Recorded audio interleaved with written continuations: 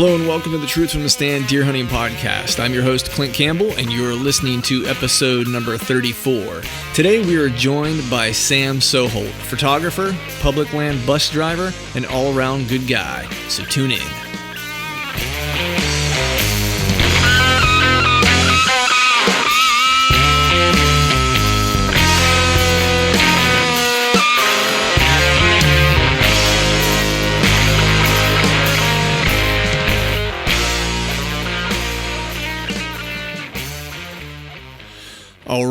All right. Welcome back to another episode of the Truth from the Stand Deer Hunting Podcast. I'm your host, Clint Campbell. Today, we're going to have a little bit of a short intro. John and I both are relatively freshly back from our Montana trips and trying to get some work done in preparation for the impending whitetail season that we both have coming up here, opening here in Pennsylvania on Saturday. So I will definitely be in the timber. I came back from Montana, had a little bit of a honey-do list to do. Took care of that this weekend, so didn't get out for the as the season has opened in the eastern part of the state just a few weeks earlier than the remainder of Pennsylvania. So the statewide opener is Saturday, so my honey-do list is done. I am free Saturday, and there is a cold front coming through. So hoping that I'm able to get into the stand and track down Lucky and get an early season strike in. Seems like the weather conditions might be right, or at least favorable for an early season set. So we'll hope that happens. But in the meantime, we have a conversation with Sam Soholt today. Some of you may know him. I'm sure a lot of you have seen his work, and we'll dive into a little bit of that. But Sam is an amazing photographer, videographer, has done a bunch of stuff for a bunch of different big brands. You probably know some of his handiwork if you've ever followed or watched the Into the High Country with Jason Matzinger. He's actually currently out with Jason right now filming for Into the High Country, I believe, on Jason's ram hunt. Jason is one of those guys who's lucky enough to not only draw a sheep tag once in his lifetime for Montana, but this is his second tag, and Sam is filming this adventure. Sam was kind enough to take some time out to jump on a call and talk about the initiative he's working on with his public land bus. You know, public lands are something that are near and dear to his heart, particularly from the vantage point from where he grew up, and has decided to kind of take it upon himself and do something about it to try to raise awareness of what's going on with public lands and public land potential transfers, and why the public lands are so important, not just to hunters, but why they should be important to everybody. It's definitely a worthy cause. He's got the support of some different companies now that are behind him. You can follow along on his journey on Instagram, his Facebook page, and I believe he's going to have some stuff in one of the larger outdoor publications in the not so distant future if it's not already happened. So without further ado, I think, we'll just kind of jump into the conversation with Sam. I will say that, please bear with us with with some of Sam's audio, as he was in some remote areas and, in Montana, if I'm not mistaken, during this record. But I think his message is important and is a good one. So we wanted to make sure that we put this out. So I want to apologize in advance for some of the technical snafus that we had, given some of the remote location that Sam was recording from. But I think you'll enjoy the content. I think it's very worthwhile to listen, and hope you guys enjoy it. Before we dive into our conversation with Sam, I want to take a quick pause to talk about our partners at Whitetail Institute of North America. As all of you know by now, I've been using Whitetail Institute products for several years, and I continue to use the products because I see results in the quality of the deer that I'm seeing on our farm, now that I'm 3 years in to the food plot process. They've got forage and mineral to suit your needs, but don't just take my word for it. Head over to whitetailinstitute.com and check out their products and customer testimonials and see what people are saying about their products and the impact it's having on their hunting experiences. Go to whitetailinstitute.com. All right, welcome back to another episode of the Truth from the Stand Deer Hunting Podcast. I'm your host, Clint Campbell, and today we are joined by a buddy of John's, actually. John actually turned me on to this gentleman's photography and videography work. It's funny, I had seen some of his stuff unknowingly, and then once I realized, that John was pals with this guy, I kind of took a deeper dive and liked his photography before, and then absolutely kind of learned a little bit more about this gentleman and fell in love with his handiwork with the camera. So super stoked to have him on, Mr. Sam Soholt. How are you doing tonight? Hey, I'm good. Really appreciate you having me on. And that was pretty pretty major lead into my to what I'm up to. So I appreciate that. Hey man, I'm a former, I'm a musician, so I do appreciate the arts, man. And John definitely turned me on to the stuff that you were working on. I had been following you on Instagram, and I hadn't recognized that I had seen some of your handiwork in a couple different places. I know that you've done some work with Jason Matzinger on the Into the High Country stuff as far as videography, if I'm not mistaken. And then I know that you've also shot for some larger brands as well. So I'm sure a lot of folks out there have probably seen your work and may not know, but it's definitely top notch. But I know I keep kind of alluding to some of the work that you're doing, but if you wouldn't mind, before we kind of dive into some of the good stuff of what you've been up to, I know that there's a bus involved these days that I definitely want to talk about, but if you wouldn't mind, give us a little bit of background about for sure. who you are, where you're from, how you started hunting, how you got into photography, just the elevator speech for Sam Soholt. Yeah. So, actually, I grew up in South Dakota. So I'm from the Great Plains, and I grew up in South Dakota. And most of it was chasing ducks and pheasants.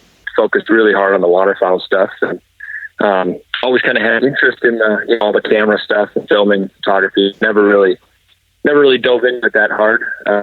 Then went to college up at North Dakota State in Fargo. Pretty much chose the college because it was only 100 miles from our lake place where we could get down there and chase ducks every weekend, and then unknowingly to my parents, go chase ducks during the week in North Dakota. And then actually when I turned 21, it was, so I guess I'll go back. My parents made a deal with all three of us kids that if we didn't drink until we were 21, we could pick out a shotgun. And they'd buy us a shotgun. And when my brother turned 21, he got a shotgun. When I turned 21, I actually got a professional video camera. So, and so it was kind of the very start of it. And then I got my master's in business administration from NDSU. And then the fall that I was finishing that up, I actually got an internship with Midwest Whitetail. So that was my first jump into the professional filming world. And from there, it's been snowballing. I've moved to Colorado. I did some work for my brother's backcountry hunting store out there. It's called Gannett Ridge Hunting Equipment, just all high-end backcountry gear. And then I actually moved to Montana as a sales rep briefly before taking a job with the Weather Channel filming Colorado, Alaska. Nice. It's just been one job to the next. I keep meeting people on different different shoots and different events and different stuff, and trying to network with people in the industry. Luckily, I've met people at the right time, and they've hired me up to do both photo and video work, like we were talking about. So worked for everyone from Remington to Yeti to the weather, and it's but it all kind of started in Albia, Iowa, southern Iowa. So nice. Kind of fun to be where I'm at today. Just starting out, sitting in a tree stand or. Yeah, that's the good life, man. And they've definitely made a wise choice of picking you to do their the camera work. And if anyone out there is listening who hasn't seen your Instagram feed, I would highly recommend checking it out, because you'll definitely see some great photos, just a portion or a sample of the work that you do. You mentioned duck hunting. It's funny because duck hunting is one of those things that I've never done. I'm supposed to go goose hunting this September for the first time, but I'm terrible at hunting anything with feathers. Anything that has it's on four legs, I'm pretty good with, but anything with feathers, it's terrible. It doesn't matter if it's turkeys or what it is. If it has feathers, it usually outsmarts me. So duck hunting, I tip my hat to you. Well, for some reason, I just have a feeling. I love hunting big game and all the western stuff, but for some reason, there's deep down I put me to chase water. So. It was pretty easy for me to grow up in Dakota. There's plenty of ducks and geese to chase. Right. So I want to ask you a tough question here. Is you mentioned hunting ducks, and I know just from the bit that John has shared with me, and then I started following you as well. You hunt a variety of species at this point, but I want to kind of get a sense of what type of hunts are your favorite to photograph, and which are your favorite to actually be the person behind the bow or behind the gun, or does it not matter to you at this point? Well, obviously, but I definitely have favorites. It's not a question. I mean, last year on Matt Finger's elk hunt, filming that and having it all come together, just like that. And then some of review the. Hey Sam, you still there? Can you hear? You're breaking up pretty good. We keep losing the signal. Yeah. We do have a storm blowing in, so hopefully that's not the cause. Okay. Hear me now? Yeah, I can hear you a little better now. Okay. Yeah. So I'll try that again. Yeah. The hard question, a little technical difficulties, not a big deal. The hard question here is that, knowing that you are behind the camera a fair amount during the season and you hunt a variety of species, is there a favorite that you have that you like to hunt? Is there a favorite that you have whenever you're behind the camera, or at this point, are you kind of impartial to what you have in your hand and what you're going after? I mean, that is a tough question to answer. When I'm doing film or photography, it's, I think I'm going to answer a little different than I actually started to, but with photography, I don't think it matters as much at this point. I think it's a fun challenge to, regardless of the hunt, turn it into, pulling emotion out of each photo or putting the story together behind the camera. But actually, for me personally, like as a hunter, I talked about this on John's podcast, but after that whole, fall in southern Iowa chasing whitetail, it's hard for me not to, be just totally in love with whitetail hunting. And I know you like to hear that too. Right. Yeah. Being on a whitetail hunt and podcast. But the whitetail stuff is pretty special. And then as far as big game, the whitetail thing, and then followed close second by elk and mule deer. And then, but on the bird side, it's going to be chasing mallards in November in Dakota.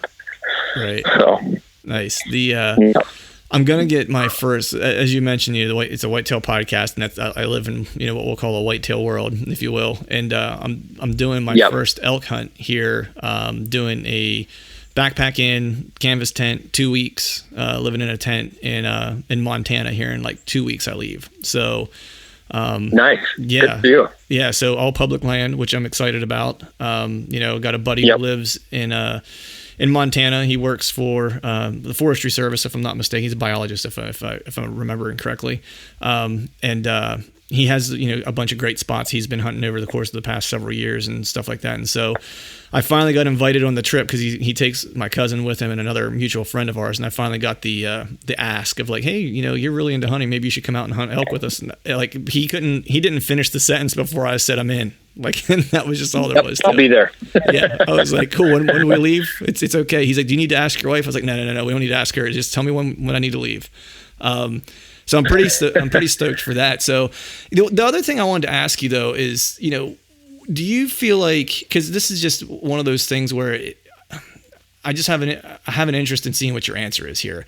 So do you feel like when you're capturing a hunt through the camera lens, are you able to think more clearly about the hunting scenario that you're in, since you're just slightly detached from the person behind the bow or behind the gun? So like, are you able to kind of not get caught up in the moment and think about, if the wind is shifting, what your next move needs to be, or if the shot just isn't coming together for the hunter, like what your next move needs to be to kind of strategically get yourself in place for the next encounter?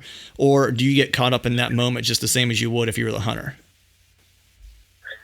Well, I think now, because I'm definitely able to stay a little bit more detached from the hype of the situation, and really just focus on making sure that I'm getting the shot and not focusing on what's happening with the animal or what the hunt. Obviously, I'm keeping all of this in mind, but it's not me that's having to make sure the shot is right. It's just me making sure that I have the animal framed up, or the hunter and the animal framed up, and I can focus on just that instead of having, well, it still gets racing when it's all about to go, all about to happen, like any hunt.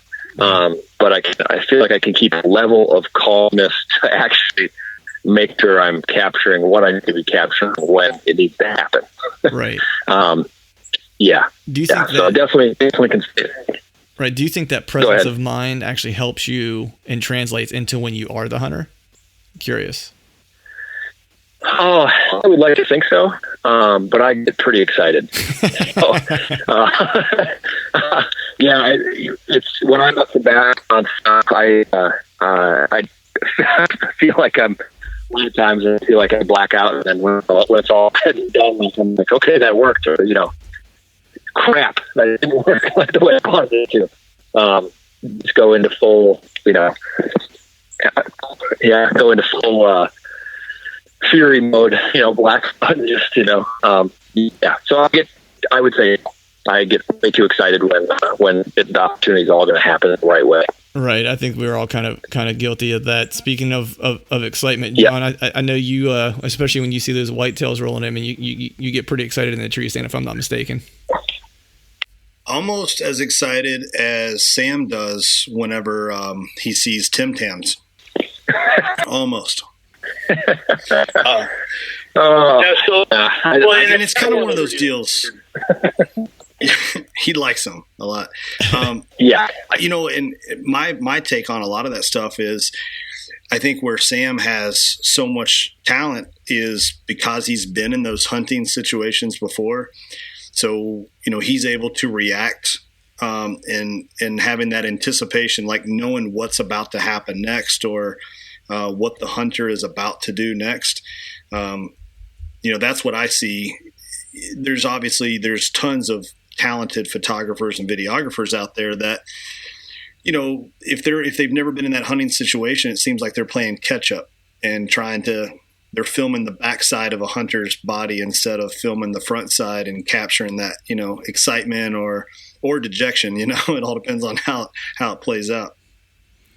Yeah. I think for me, it's the dejected version of it more often than not. but there's also raw emotion in that, and those stories need to be told as well. One of the things that I think is interesting. So I've explained this to John before, where, I'm probably just a notch above Ray Charles when it comes to photography or handling a camera in general. So my camera skills aren't great.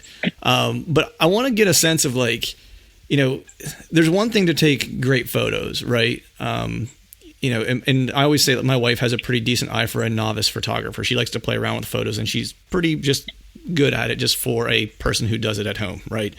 But what is the difference in your mind between taking great photos and then capturing experiences, whether it's through photography or videography, like a hunt? Like, how do you have to approach those things differently than just taking, shooting a wedding or whatever the case might be, outside of like the notion that these are live animals, they have a mind of their own, they're not going to stand still for you. Beyond that, just the approach, like, how do you transition from taking great photos to capturing great experiences? A little bit of technical difficulty here. This is what happens.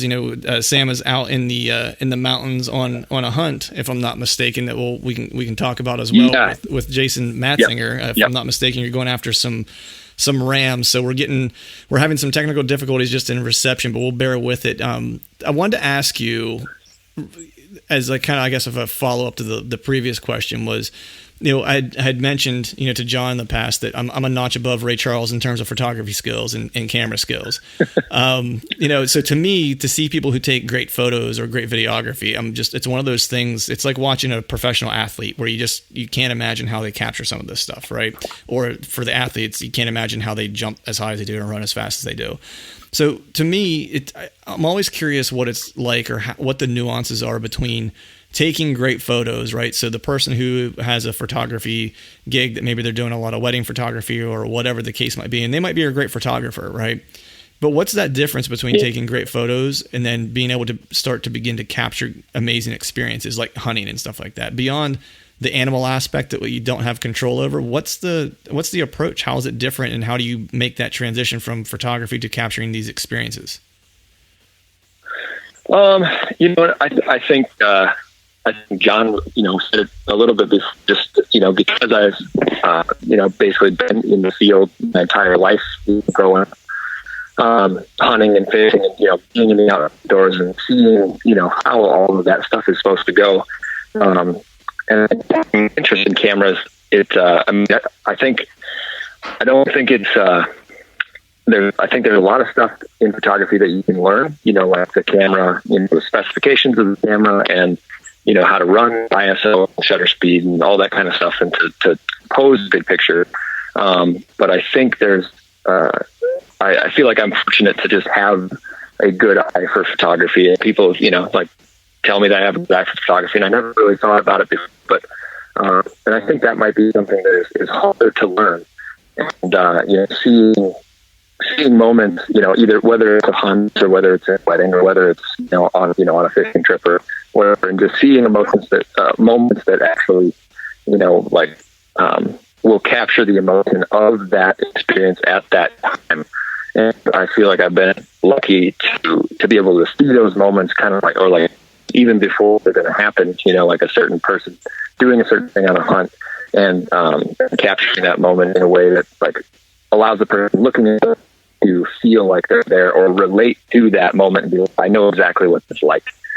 And so for me, learning the camera, all the different stuff, that's quite a while, just a lot of YouTube videos and random, asking questions to other photographers, different stuff. And then, I would see somebody else's photo and should they get that shot, and then a lot of times it'd be 3 weeks later, I'd just be, doing something random and be thinking about different photography stuff. And all of a sudden it would hit me how to capture that shot. And then I would go out and practice and try to make, try to get better at doing that type of imagery.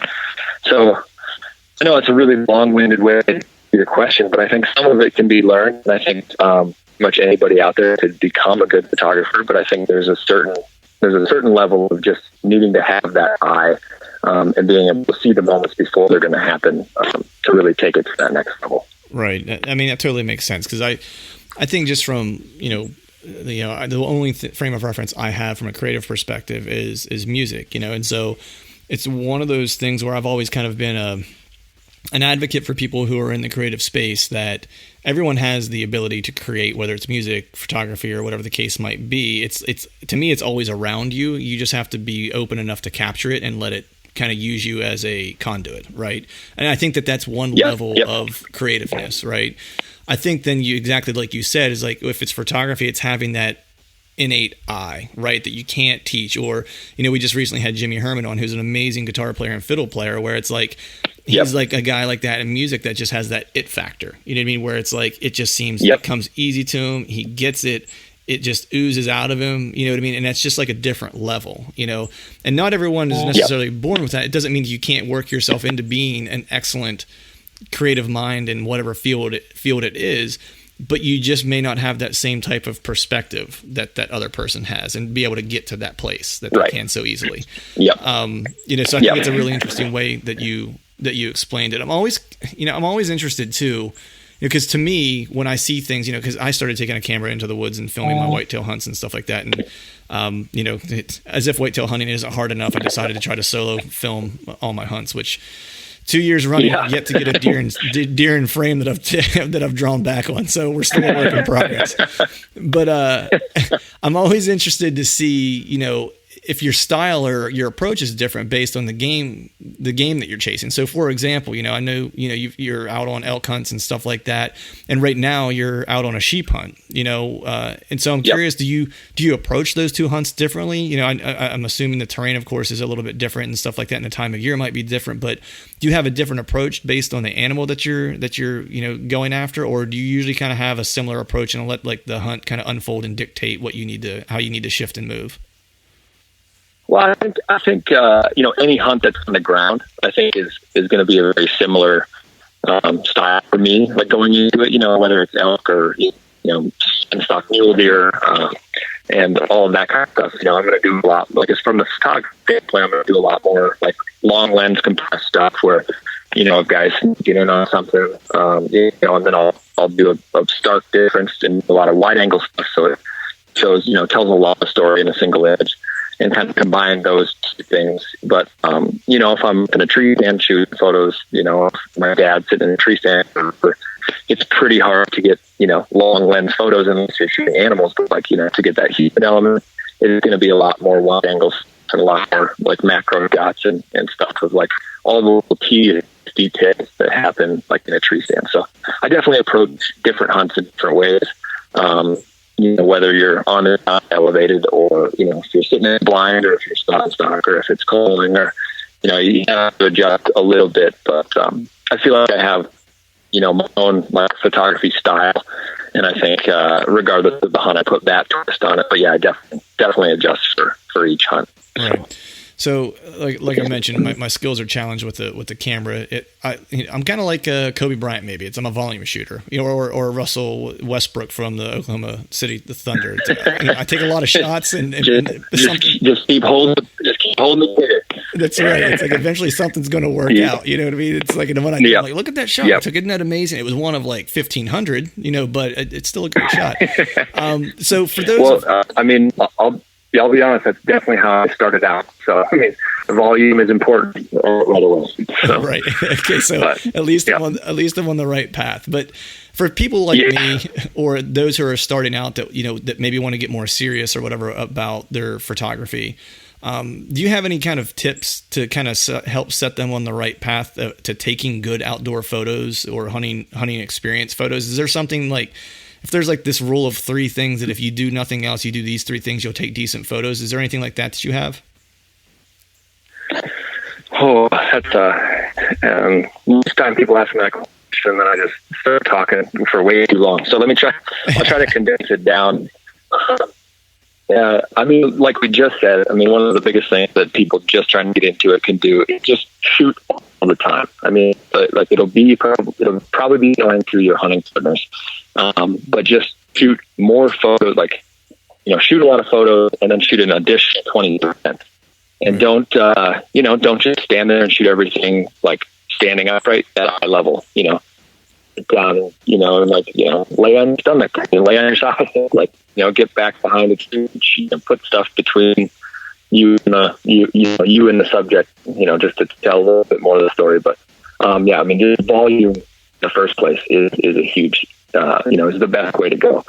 And then on top of that, like you said, do you have a rule of 3 things? Well, the rule of thirds is probably one of the most important things, that it'll have a well-composed path. And if people listening, if they don't know what the rule of thirds is, you want to have, you basically break up your, looking through the viewfinder, you break up what you can see into thirds, both going, from the top to the bottom and from the right to the left. And then if you're, say you're shooting a photo of somebody standing on a ridge, looking out over a big area.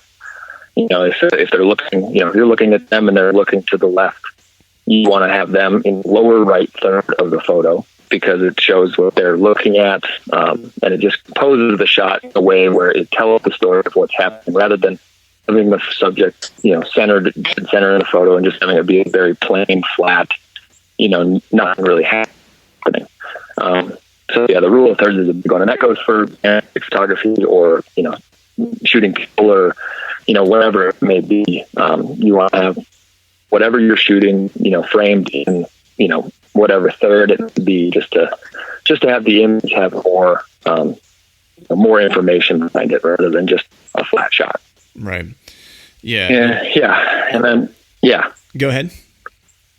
No. And then other than that, just, learn how to use, f-stop and your shutter speed and the ISO. And I could dive into that if you want me to. Otherwise, it's just, when I was first getting going, I just watched probably 40 YouTube videos on what happens, using those 3 different things and, how they interact with each other. Yeah. I'm in that phase. I twist the knobs on my camera and then I take pictures. I'm like, whoa, that looks terrible. I should probably turn it the other way the next time. That's my trial and error approach. And that's a good way to do it. Yep. That's a good way to do it. So, it comes down to practice. Anybody who's, is a professional at something has, put in the hours. Even if you have an eye for something like in photography, it doesn't come, it doesn't happen overnight.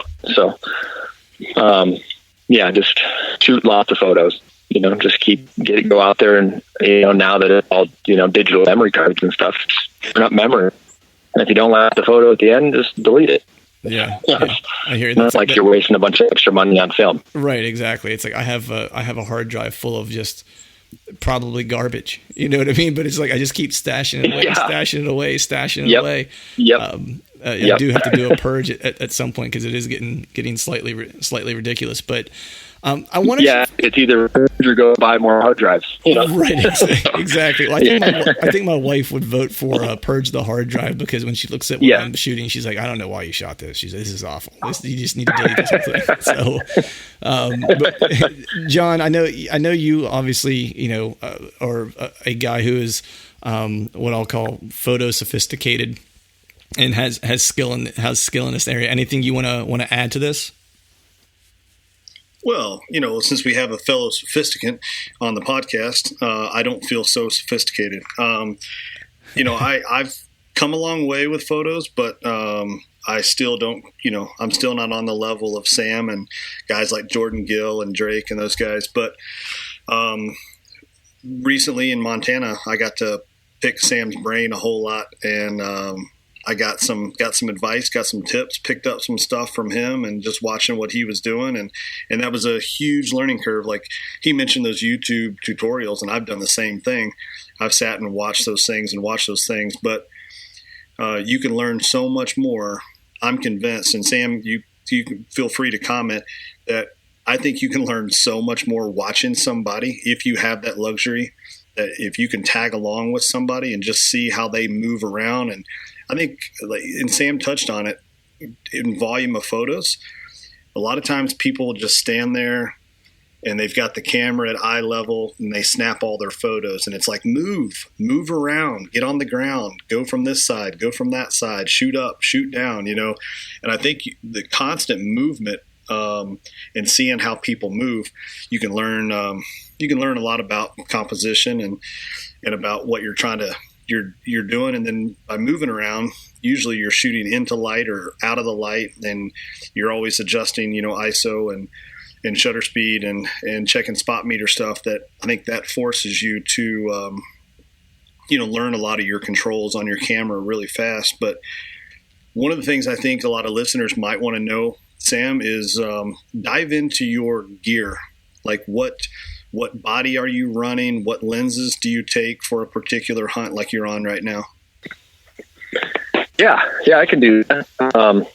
So I just got the Canon 5D Mark IV. I've been shooting the Mark III for I guess in 2000 and I was like, I don't remember, 3.5 years or whatever. Yeah, for a long time. I think I put 120,000 shots through the camera or something like that. And so I shoot Mark III, I'm shooting Mark IV now, and the reason I upgraded to that is it performs better in low light conditions, so I can push that ISO a little bit more.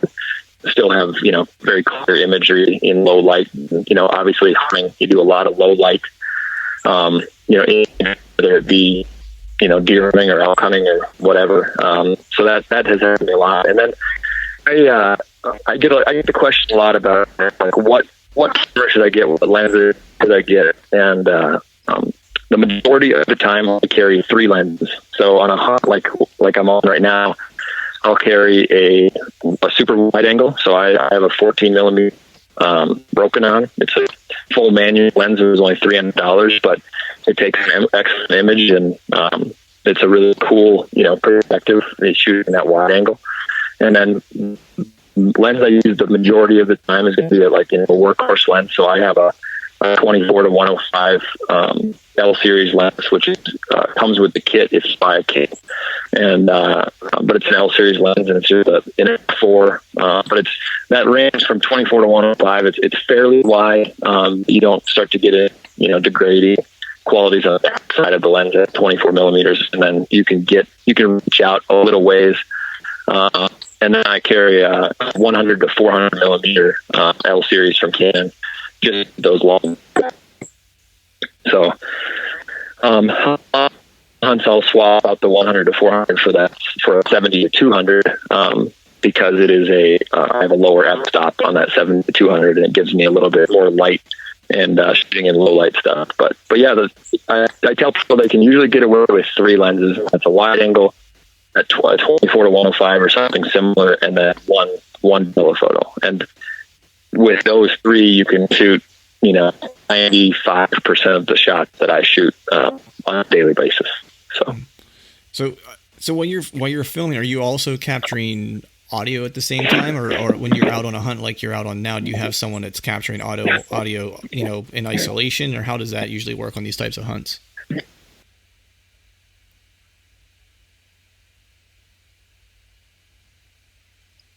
Mm-hmm.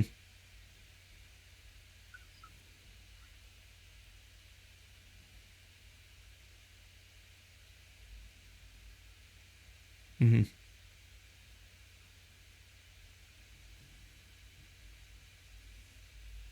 Right.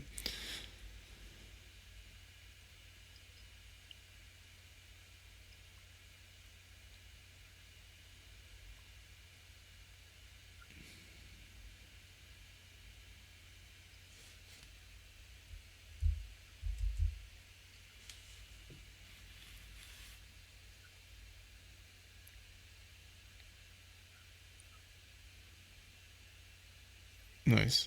Yeah, it's right now I've got a 16-35L, a 50 millimeter, and a 70-200L, and my 50 is it's a Sigma 1.4 that, kind of like what Sam was saying with that Rokinon. I picked mine up for $300, something like that, and it actually does a really, really good job. And I'm running the exact same mic, that little micro, the little ball deal on top of the DSLR. And but when we were out there in Montana, I got to look over Matt Zinger's shoulder and check out some of the Sonys. And I did just recently pick up a Sony A6500. So, and that's a very cool camera. It's neat. It's really neat. I've got the Metabones adapter, so I can just use all my Canon L glass and stuff on it. No need to switch that up or add that expense, but it does have the small crop sensor. So, when I do put the 70-200 on there, it's actually, somewhere around 110 to 300 or something like that. So that might come in handy here in about a week when I'm out there chasing antelope. Yep. Yeah, my photography skills aren't that I guess pronounced. Some of that's I got a camera that I like. I haven't got to capture much with it yet at this point, but we'll keep trying. That's my if your listeners are predominantly workflow guys, a lot of times if you're trying to film hunt, the DSLR route is not, or mirrorless is not really the route to go. It's better to get a true video camera, so you're not constantly switching lenses and doing that kind of thing. It's just, I do a lot more photography than I do film work, and so it's I need to have DSLR and all the different lenses. But when I was working for Mass Whitetail, I ran a Canon XJ1S for the entire time, and that did just fine. So right, yeah, I used doing the DIY solo filmer. I use just like a little handy cam is usually what I have in the tree with me with some type of point of view camera. Yep. And that usually does the trick for me. And then I do have a DSLR that I'll usually take some photos afterwards, or maybe I'll have it in the tree with me and just capture B-roll along the way of leaves blowing or whatever the case might be, just to kind of have something to kind of help jog things along. Editing is where I tend to fall down as well. It's like the piecing of the story together is an art form that I have a background in audio editing and recording, and I'm used to using one medium, and then once you kind of throw audio and video together, it becomes a whole different animal. And so I'm still trying to learn my way through that. But John, you both had mentioned the whole YouTube idea of being somewhat of a visual learner, where you can actually watch how things are being done versus having to read about it or whatever. And it really kind of shortens your learning curve. And the one thing I want to mention, because I want to change gears here quickly, is that I learned a lot about you in a school bus on YouTube. Yes. About a guy who decided to purchase a school bus, is doing something really cool, really cool with it. First off, I didn't even know that you could purchase school buses. I thought I wasn't quite sure how that happens. So first off, let me ask you, where does one go to procure a school bus? Before we get into Sam's school bus adventures, let's take a quick break to hear about our partners at Exodus Outdoor Gear. Does trail camera theft got you down this season? How about trail camera failure or poor battery life? Head over to ExodusOutdoorGear.com and use the promo code TRUTH. Save $20 on a trail camera and let Exodus be the cure to your trail camera ailments. Visit ExodusOutdoorGear.com. Craigslist. Awesome. And you can buy them. You can buy them everywhere. Actually, I thought I had a deal with a guy. I was going to purchase one in Iowa. And then so I do a lot of bartering, Okay. and photos for gear for gear, gear for hunts and whatever it be. And but I had talked the guy into, I was going to trade him about just an AR-15 223. I was going to trade an AR and $1,500 for the bus. He had already stripped the seats out and everything. It was a flat nose 40-footer. I mean, like a palace, like giant. And he was like, yeah, sounds good. And I was like, all right, I'll be there in 2 weeks. And he's like, well, I got another guy that's kind of looking at it. So I ended up losing out on that bus. But Craigslist, the one I bought was out in Colorado.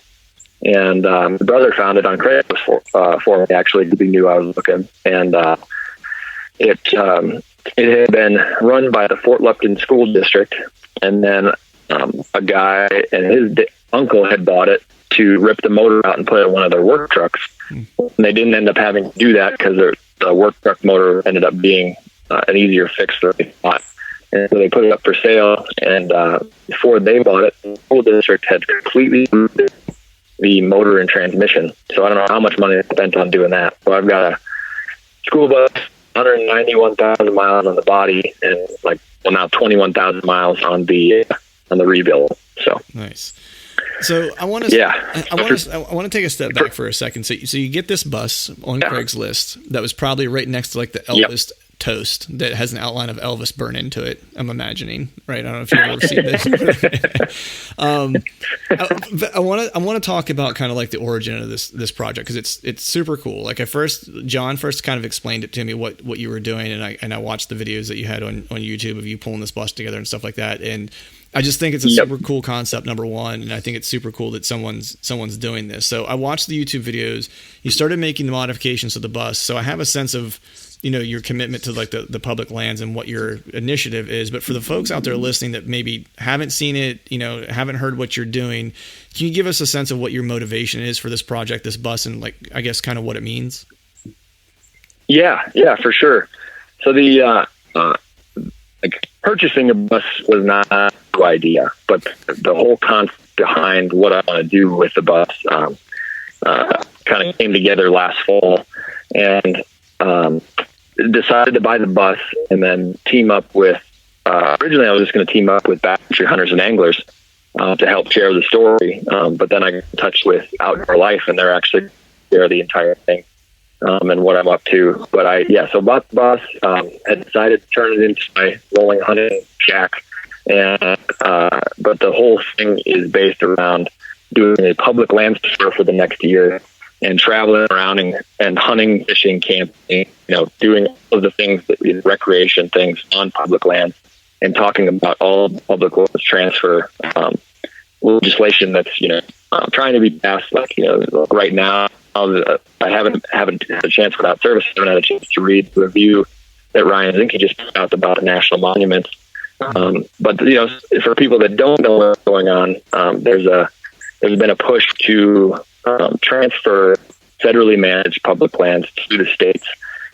And at first glance, that seems like a really good idea, because the states, are able to act faster and manage land. But the states, very shortly, the states can't afford to manage that much land. And in history, when states have been given land, a lot of it gets sold off private entities. And so we would lose access to, big chunks of public land, which decreases the access for hunting, which decreases hunter numbers, and just, snowballs down the line. So I decided to, spend a year of my life in a bus and travel around, shooting video and photography on public lands and just kind of showing off what these particular lands have to offer.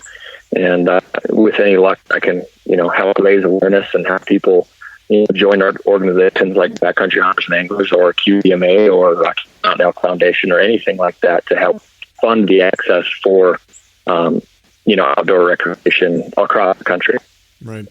Yeah, no, what you're doing is awesome. I will just say thank you from me personally that, that you're taking the charge and kind of, doing something that's cause related, giving up your time to do it, your dollars to do it, and, making people aware of it. I think it's interesting, that I've read a couple different things, and I don't claim to be as up on some of these topics as I probably should be.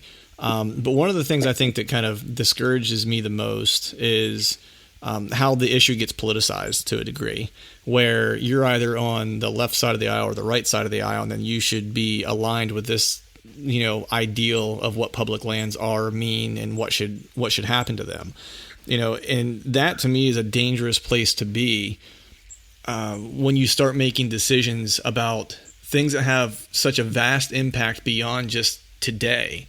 I just was listening to a podcast with Shane Mahoney, and for anyone who doesn't know who Shane Mahoney is and you care anything about wildlife, public lands, wild creatures, clean air, clean water, you should absolutely listen to what that guy has to say. He's probably one of the smartest people I've ever listened to.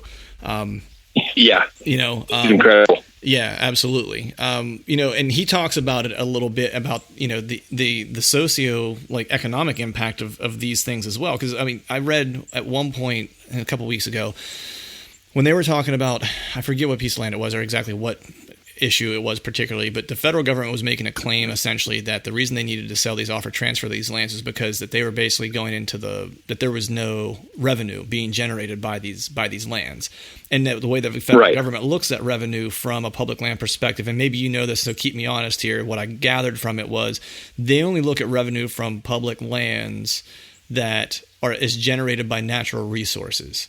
So they don't look at it as what is the effect of losing the land from a, whether it's selling, hunting tags to hunters, whether it's, recreational tourism coming through to enjoy the public lands through hiking, kayaking, non-consumptive, I guess, outdoor lovers. Yep. They only look at it from a natural resource, so the logging, the mineral in the ground, the ore, the gas, the oil, whatever the case might be. And then they look at it and say that this is not producing anything toward our bottom line from a federal perspective. So let's give this to the lands. And they'll do exactly what you just said the states will do. I read a statistic somewhere, I don't remember the exact number, but it basically was like Western states in general, I think they actually mentioned Montana specifically, if they had to fund what it costs to fight wildfire in a Western, if the state itself had to do it, it would bankrupt the state just to do that one aspect of management of that public land. So I just urge those who are listening to don't buy the bill of goods that someone's trying to sell you at face value, because everyone always has an angle. Yeah. So do your due diligence and try to understand what the ramifications are, what they actually will be. And then, if you still choose that you think that, selling them off is the right thing to do, then if you've learned up, got educated on it, then I can kind of live with, you having an opinion. But making it a political issue where you're just following the lead of someone blindly, I have a large issue with, and it disappoints me. I don't know. I kind of went on a little bit of a soapbox rant there. I'm sorry. I'd like to, hear you chime in as well. No, that's okay. It's an easy topic to get fired up about, because there is so much information that isn't in the light, and it's something that people need to go out and read about. From organizations that are trying to fight, to keep public lands in public hands. So. Yeah. And that's really what it comes down to is what we're all rallying against and trying to make sure that, children, but when I have children, I would like them to be able to come up to Montana and, go hunt, 10 million acres of public access land that you could just go work out on and start hunting. I want, the generations to come to be able to do those things. And that's probably slightly biased because I've spent almost my entire life in the outdoors, and it means so much to me. And I think it would be hard to see, our side of this type of thing if you live in it every day. And so, some of the land could seem like it's just sitting out there for no reason, but that's, hardly the truth at all. Yeah. And the other part too, that I think sometimes gets me is that, it's especially whenever it becomes a politicized issue, is that, this is something that is, I don't want to say 100% uniquely American, but I think we could all with like pretty good certainty say that it's uniquely North American public lands, at least from a U.S. and kind of Canada perspective. That we're one of the few places, if not maybe the only place, where that its citizens owns as much of the country as we do. And I have a fundamental problem with someone telling me that they're going to sell it out from under me, as an owner. And I think if people took that perspective, if someone came to you and said, I'm going to take your house, even though you own it, and I'm not going to let you really have a say in it, and I'm going to try to backdoor you and then tell you tomorrow that you got a week to get out. Like, how would you feel about that? You know what I mean? Because that's how connected you should feel to these things. It's, so, I mean, I could go. Yeah. And go ahead. Yeah, no, I was just going to say, I reiterated it several times, on talking to different people, and that's a very good point you just made, is that the land, it might be called state land or called federal land, but we all own it. The citizens of the United States own the land. So it's important to remember that. And it's our say in what happens to the resources that we have. Yeah. And there's countries out there that would just do almost anything they could do to have the, and I'll use Shane Mahoney's words, the type of institutions that we have and the type of public lands that we have and the type of, wildlife that we have. And it's because that, what was it, 1880, I forget, 86 or 87 or something like that, whenever Roosevelt started the whole conservation movement. I'm probably getting my years wrong, but, it's places like, for example, like Africa, you know what I mean? It's like they would love to have the management of resources, the ability to manage the resources the way we are capable of doing it. And we want to partially throw it away, you know what I mean? And that's the part that just, without a fight even, you know what I mean? And that's the part where it's like, there's people like Shane Mahoney, who's working around the world to try to build a model that looks like ours. And we're going, how could we tear this apart? Yeah. And I think, for people listening out there, I think, three of us on our podcast, we need to make sure that we clarify that we have nothing against private land and private land hunting. Absolutely. And at least I don't. It's a necessity to have, both public land and private land. There's like out in the West, there's giant chunks of private land that is, becomes a sanctuary. Even if they allow some hunting, it becomes a sort of a sanctuary for the animals, during parts of the season, and they're able to go and reproduce, and then because the populations grow and spread, and it spills over, and then it's better for everybody. So I think we're definitely out here preaching the public lands and making sure trying to do everything that we can to keep the public lands in public hands. But I think it's good to remind people that it's not like we're against people that hunt private land.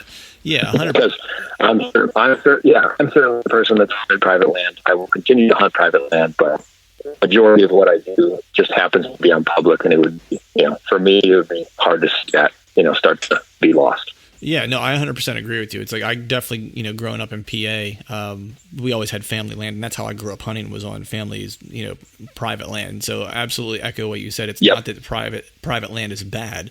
There's a lot of great opportunities, great ways to learn to hunt. For me, it's my daughter's coming of the age where she's starting to go out to the timber with me and wants to hunt, and we do some squirrel hunting, some turkey hunting, and stuff like that.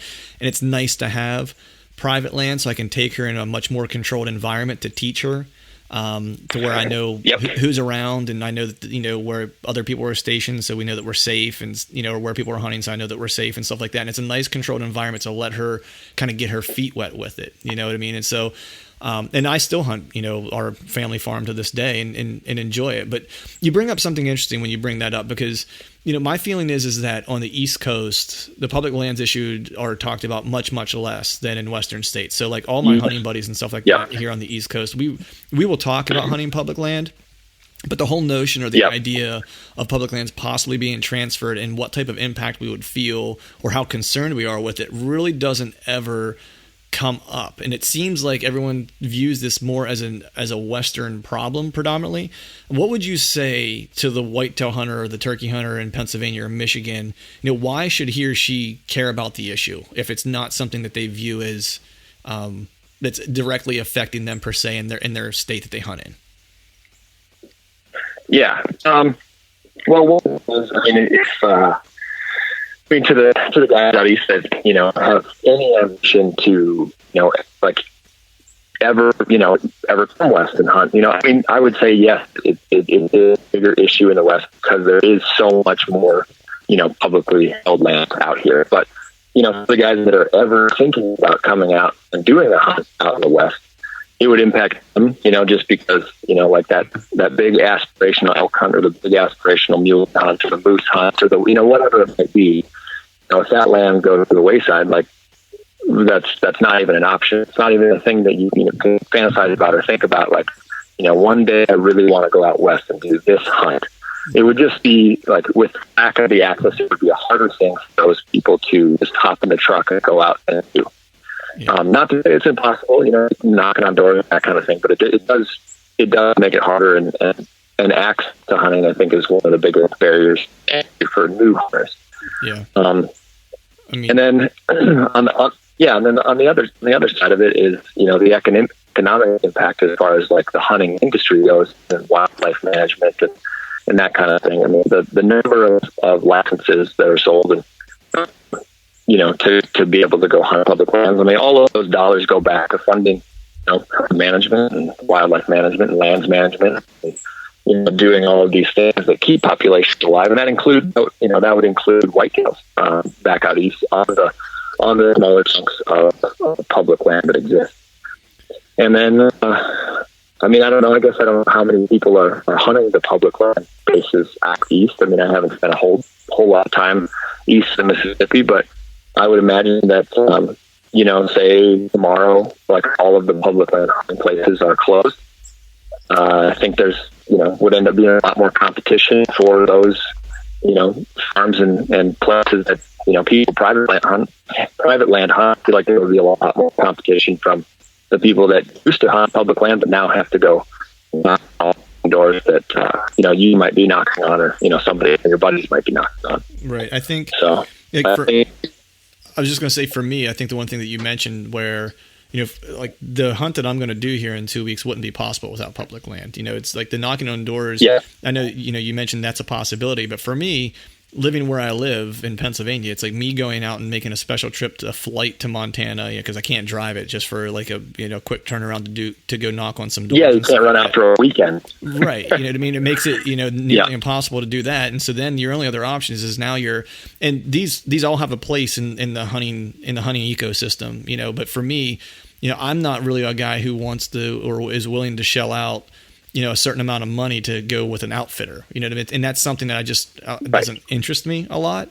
But for me, the public land allows me to go do the hunt for, look, I bought the combo tag, the elk, mule deer, and whitetail tag. It was $1,000. And then me and my two buddies to drive out to Montana, we'll all throw $500 in the kitty, and that'll give us our gas and our food and stuff for 2 weeks. And our buddy out there has the tents already.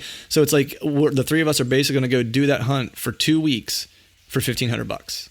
Like, I don't know where else or how else you could do a hunt like that on that type of budget and have that type of experience. Like, never mind the hunt, right? Take the harvesting of an animal out of the equation. Like, where could you have that type of experience for that type of value? You know what I mean? It's exactly. And I think it's almost possible. Yeah, exactly. And then I like the fact that you mentioned the economic impact component of it too, because, if you think about it and you lose those licenses, right? And there's an excise tax. Well, those licenses go to fund, right? A portion of it goes to fund, as you mentioned, like the management of those lands and the conservation of the animals and stuff like that. But then if you look at the trickle-down effect, then that also means now you're selling less gear because there's fewer hunters, right? Which now means you have less excise tax on every piece of hunting gear that's purchased, now goes away by that multiplier, right? Whatever that multiplier is. Yep. And then you also now have reduced hunters because people don't have as much access. So you have fewer hunters in the woods. So our voice is now reduced. So whenever people talk about wanting to take away our privilege to hunt, we're in a really, really scary place where we no longer have the numbers to support it because they've effectively reduced our hunting numbers by taking away part of the land that we use to introduce new hunters to hunting.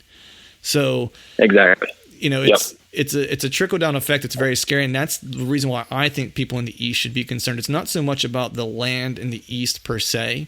It's that we often forget that this is a privilege that we have that the majority allow us to continue to do, and the numbers are dwindling as hunters stand as it is today. And if we continue to do things that allow others to reduce our numbers further, we just make it a lot harder for us to have a voice or a say whenever it comes to political issues where we need numbers and need voices and we need people to sign petitions and send emails to their congressmen and make phone calls.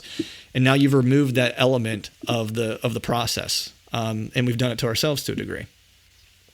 Yep. Sorry, I got on my political rant there a little bit.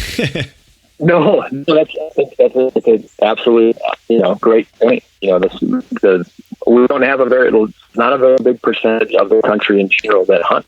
Yeah. And, once that voice starts getting smaller and smaller, we have way less say in having decisions made in our favor. So it's, people, like you said, you spend $1,000 on, a deer tag, an elk tag, or what is it? 2 deer? No, it's just one of either. Right? You get 2 deer and an elk tag. Right? I can either take an elk or a muley. Yep. And I can also take a whitetail, so I can take 2 in total. Right. Yep. Exactly. So, and a lot of people will scoff at spending that much money on tags. I've had several conversations, but I never feel bad about spending a ton of money on hunting tags because I know that money is going to go, both back to, the study of the animal that I'm hunting for that tag.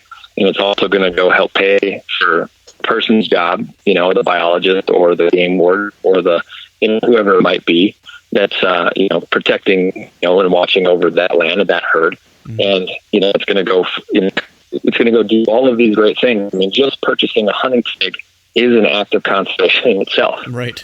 So, I'd almost like to start an initiative to have people like, oh, you're not going to hunt this year? I'd go buy a federal waterfowl stamp. It's $25. All of that money goes towards waterfowl research, and things like that. Like spend $25, help protect this way of life.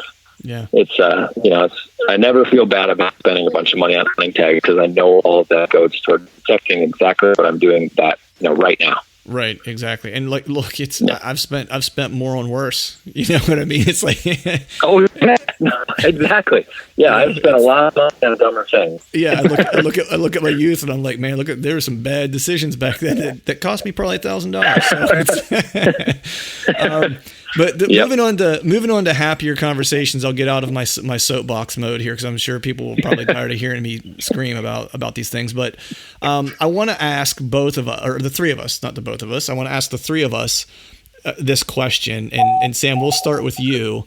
But since you have a school buses are always places for interesting things to happen, right? So I want to hear what is each of our best and worst or funniest school bus memory. Sam, you go first. Best, worst, or funniest school bus memory?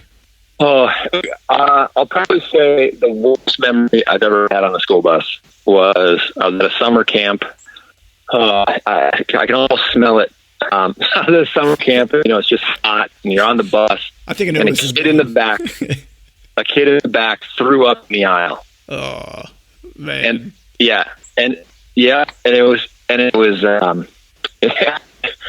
So then, obviously the bus driver hears the sound. Well, then it was a female counselor that was driving. She hits the brakes pretty hard, and the throw up just goes running down the aisle, just almost all the way to the front of the bus. And so now you've got an embarrassed kid and an island full of puke and just a bunch of kids that are like, cover their nose and try not to puke. It was just absolutely awful. Yeah. Oh yeah. man, So that was my worst experience on a bus. nice. So That's a pretty good one. John, what do you got for your bus experience? Okay. So my worst experience, growing up, initially in like central Kentucky, mom's a Southern cook, and every morning you wake up and it was like eggs and bacon and biscuits and gravy, and you had all the fixings, and normally I would try to eat breakfast and take care of business before I got on the school bus. Now, since I lived so far out in the country, I had to get on the school bus like at 6 a.m.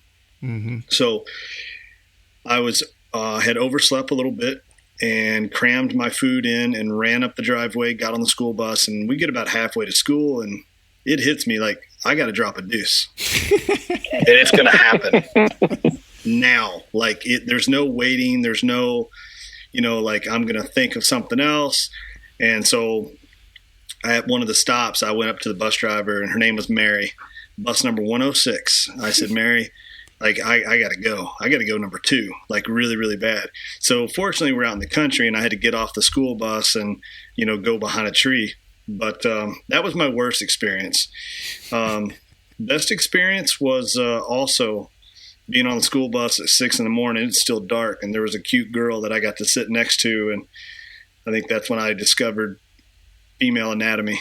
Yes, that was my best experience on the school bus. I'm pretty sure we just lost our clean rating on iTunes right there. That was it. Yeah. No longer a family episode. No, it's okay. Man, that's awesome. I'm trying to think. My worst was there was 2 worsts. One was I got handcuffed to a seat while I fell asleep. This was in high school. A buddy of mine, I was on the wrestling team with. I don't know why he had to say handcuffs. Was that a school bus, or was that like an S&M bus, party bus you were on? Yeah, man, we just went to the bad place all of a sudden. No, it was I passed out on the bus, and was riding home, and my buddy thought it would be funny to handcuff me to the seat, and I was one of the last stops, if not the last stop, depending on if there were 2 people after me that got off the bus, and because I lived way out in the country too. But a lot of times, their parents were picking up, so I think they worked for the school district or something like that. So a lot of times they didn't ride the bus. So he handcuffed me to the seat and then got off the bus at his stop, but forgot to unlock my handcuffs. So I was locked to the bus and had to ride around and then find some dude to cut my handcuffs off. So that was one of the worst. Yeah, which was pretty good. Yeah, I wasn't a big fan of his in wrestling practice that week. And then the other one, which was bad, I was scared to death. So my parents split up. My dad got remarried, and my stepmom was super cool, and she had this younger brother, and he was, I don't know, he'd maybe be 8 years older than me. He passed away whenever I was a kid, but he was a full-on rocker, big-time hunter, big rocker, and this was I don't even know, probably 1988, 89, 88 probably, and he had an AC/DC tape, Back in Black, I think it was. And I had just kind of started discovering rock and roll. So my one cousin was all into, whatever it was, Metallica, Motley Crue, and stuff like that. And so I was getting all into rock and roll, and I heard him playing AC/DC the one day, and I was like, man, that sounds really cool. And he's like, you want to borrow it? And I was like, sure, because the bus driver on every Thursday would let one person bring a tape in, and she would play the tape in the morning and on the way home for the ride. And how much, you couldn't be much cooler on the bus unless your tape was being played and it was badass. So I get on the bus that morning. I'm whatever, I forget what her name was. I was like, hey, I got a tape. Will you play it? And she's like, sure. What is it? And I was like, it's AC/DC. She's like, sure. So she puts it on, and it's into the first track, about 30 seconds. I'm rocking out, and I'm feeling like I'm the man, right? I threw AC/DC on. I'm in 5th grade, I think, and I'm rocking AC/DC. And all of a sudden, the tape machine starts making this funny noise and absolutely ate the tape, just destroyed it. And I was scared to death because her, my step uncle, I guess, Mike, was just this big hulking, beast of a man, fully bearded, just gnarly. When you think of hardcore, like late 80s backcountry of Pennsylvania hunter, you know, like what I would call like growing up, like I grew up kind of a hillbilly, you know what I mean? And that was him, you know what I mean? Didn't say a lot of words. He looked like one of the Raiders linemen from the 80s. Yeah, totally. Yeah, exactly. He looked like a Raiders lineman. And he didn't say a whole lot. He was in a few words, and it was always kind of gruff. You know what I mean? So I was scared to death of him and ate the tape. And I remember I just was like, oh my God, he's going to kill me. He's going to kill me. So I hid it from him. Like he kept asking me for his tape back, and I just kept telling him like, oh man, I'm still listening to it. And so I gave it back to him, and I thought he was going to kill me, and he was cool with it. But that was one of the worst days on the bus too. Was his AC/DC tape. I went from being the man to like deucing myself like John in like 30 seconds. But yeah. Oh man, what's that, John? I said no. It's a bad situation, man. You got to poop on the bus. You get your tape eaten, and then I can just imagine like as soon as the bus driver hits the brakes and then the vomit goes like sloshing forward. That's awful. Yeah, that ain't no good. I think Sam, I think you won worst story. We'll send some type of prize out to you for that. You shouldn't have. I don't know if I want a prize. Did I win or did I lose? Like that's really the real question. What's that? Did I win or did I lose? Oh well, I mean, at the winning or losing is in the eye of the beholder of the gift or of the prize, I guess. That's right. Yeah. So let's have a no vomit policy and no tape eating policy and no deuce policy on this bus while you're touring around the public land. Does that sound fair? Yeah. I do have a little bathroom in the bus with a portable toilet, and I think I'm gonna burn into the pine like unless it's below 20 degrees. No pooping on the bus. Yeah, it's solid. It's solid policy. But I want to ask you one more thing, man. And we've kept you here about an hour, and I want to be sensitive of your time because I know you guys are you know on a hunting trip and are in camp, you know, this week and stuff. But you know, when this whole bus voyage is kind of all said and done and wrapped up, what do you hope the outcome is? Like, what's your idea of success for this? Well, I mean, really, the idea for success. I don't know if you have seen the shirt company that I started, kind of in conjunction with the bus project. Yeah, absolutely. So what I'd love to do, you know, I'd started a shirt company, Public Land, and would love to raise a bunch of money, you know, for public land access and to help fight to keep public lands public. You know, and so obviously that would be, you know, a huge success if I can hand DHA, you know, a massive check, you know, at the end, you know, or at the end of the year, and be like, here you go, you know, keep fighting for, you know, what we're fighting for.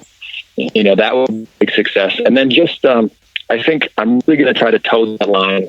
You know, we're obviously all three, you know, very into the hunting industry, but I'm really going to try to toe that line, you know, moving on from hunting season, you know, with the general, you know, recreator who, you know, is going to go spend time on national forests, go camp and go set a tent, or was going to go hiking somewhere and go fish, you know, whatever it may be. I really want to tap that line between the hunting world and the outdoor world because they have way bigger numbers than we do.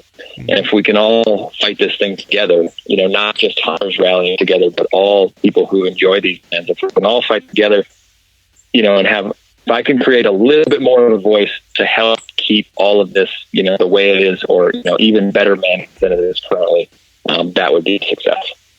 That's awesome, man. And I like I said before, man, I appreciate the fact that there's someone out there, they're doing it. So kudos to you. And, you know, I can probably safely say from all of us hunters, and I think even from all those non-consumptive users, you know, a big thank you for taking this on. You know, it's an admirable thing that you're doing. I'm really looking forward to seeing how everything kind of shakes out and follow along with you. But with that being said, where can folks kind of follow along your journey and learn more about Sam Soholt, the bus, the big non-puke bus, and public lands? Yeah. So right now, easiest place for people to find everything is just Instagram. So my handle is just at Sam Soholt. Last name is Soholt. And then from there, I'll push in. I'll be able to give everybody a link to when everything starts living on the open country section of Outdoor Life's website. So I'm going to be putting together photo essay content, video content, And then, and then Public Land Tees, I'll be, doing blog posts on there and stuff too about the bus journey and everything. So I'm just trying to push it out through several different avenues to make sure, people can follow along with whatever medium they want to be reading or watching. Nice. Before we wrap it up though, John, do you have anything you want to add in? Yeah, I wanted to add. So Sam just released a new T-shirt today. We talk about the Western hunters versus, whitetail or maybe Eastern hunters and stuff like that. But Sam just released a shirt today, silhouette of a whitetail deer, and it's got the word November shadowed out or hole punched out, however you want to refer to that. But it is a sick shirt. It's super cool. I'm going to pick one up for myself and encourage anybody who maybe you're not a Western hunter and maybe you haven't gone out west to hunt, and maybe that public land thing, isn't something that you're totally immersed in, but you can definitely support by picking up this whitetail November shirt. It's super cool. Yeah, that's a I thought you guys might like that one. Growing up whitetail hunting stuff, I had been owed to the whitetail hunter. So right. Right. Well, but yeah, and if people don't know, $5 from every shirt goes to country hunters and anglers to help fight to keep public lands public. So. Nice. Awesome, man. Well, hey, I do appreciate you joining the show, and I definitely want to check in with you again, man, as you're on your journey. But thanks for your time, and good luck to you and Jason chasing those rams. Yeah.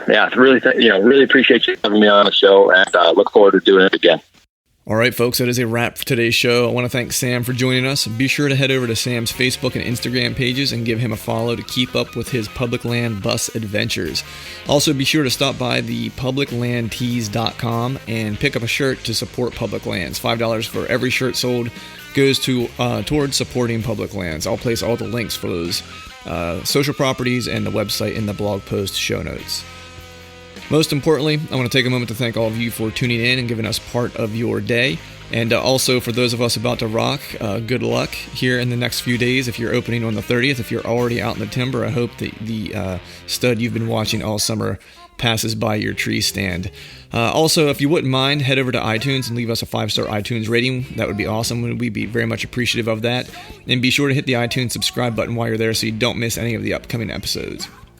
If you'd like to follow along with the Truth from the Stand and all of our whitetail antics, you can do so on the Truth from the Stand Instagram page and Facebook pages.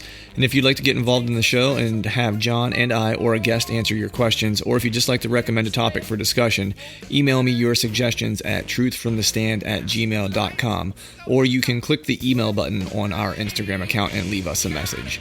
And finally, I need to give a big shout out to our partners that continue to help us make this podcast possible: Whitetail Institute of North America, Exodus Outdoor Gear, and Lone Wolf Portable Tree Stands.